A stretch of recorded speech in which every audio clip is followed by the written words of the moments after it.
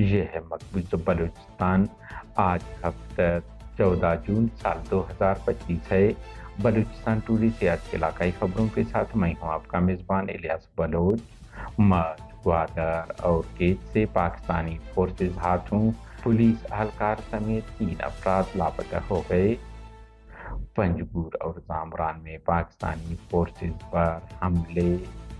سوئی سے کراچی جانے والی 36 انچ قطر کی گیس پائپ لائن کو بم دھماکے میں BRA نے نشانہ بنایا۔ مستونگ دشت میں مسلح افراد کی جانب سے ناکہ بندی، مسافروں کی تلاشی لی گئی۔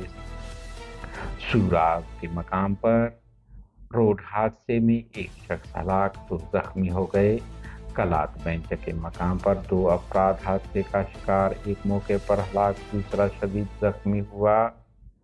تربت میں نوجوان خاتون نے خودکشی کر لی۔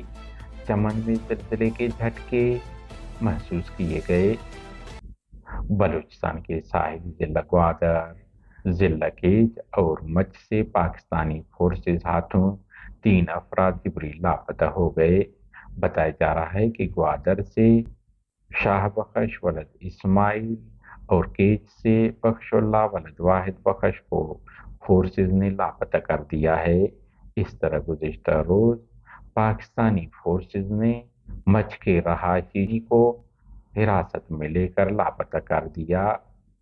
اہل خانہ اور علاقہ مکینوں نے پریس کلب سامنے مظاہرہ کرتے ہوئے کہا کہ زاہد سمالانی، جو کہ پولیس میں ملازم ہیں، کو مبینہ طور پر سیکیورٹی فورسز کے اہلکاروں نے گزشتہ روز 6 بجے کے قریب حراست میں لے کر لاپتہ کر دیا ہے۔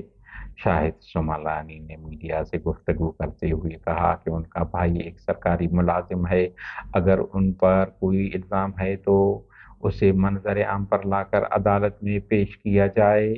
انہوں نے کہا کہ انہیں مختلف ذرائع سے دھمکیاں دی جا رہی ہیں اور ان کے گھر پر بار بار چھاپے مارے جا رہے ہیں، جس سے اہل خانہ شدید ذہنی اذیت کا شکار ہیں۔ مظاہرین نے مطالبہ کیا کہ زاہد سمالانی کو فوری طور پر بازیاب کیا جائے، بصورت دیگر وہ احتجاجاً کوئٹہ طبی مرکزی شاہراہ کو بند کرنے پر مجبور ہوں گے۔ پنجگور اور زامران میں پاکستانی فورسز کو 2 مختلف واقعات میں نشانہ بنایا گیا۔ حملوں میں پاکستانی فورسز کے چوکی، جاسوسی کیمرے اور ایک ڈرون تباہ کیا گیا۔ پہلا واقعہ بلوچستان کے ضلع پنجگور میں پیش آیا، جہاں چتکان کے علاقے میں کلم چوک پر واقع پاکستانی فورسز کے چوکی پر نامعلوم افراد نے دستی بم حملہ کر دیا۔ مقامی ذرائع مطابق حملے کے فوری بعد علاقے میں فائرنگ کی آوازیں بھی سنی گئیں۔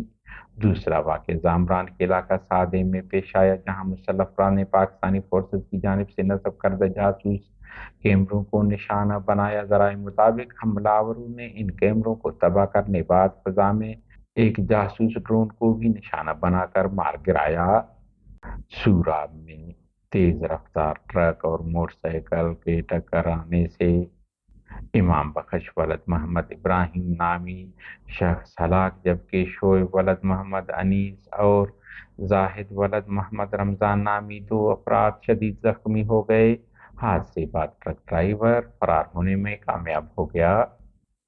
تربت سنگانی سر میں 17 سالہ نوجوان خاتون عمیرہ زوجہ اسلم سکن سندھ نے جمعے کو گھریلو ناچاکی کی بنیاد پر گلے میں پھندا ڈال کر خودکشی کر لی۔ پولیس واقعے کی تحقیق کر رہی ہے۔ ہماری نیوز کو لائک اور شیئر کریں تاکہ پاکستان اور اس کے فوج کی درندگی کی نیوز زیادہ سے زیادہ انسان دوست لوگوں اور ملکوں تک پہنچ پائیں۔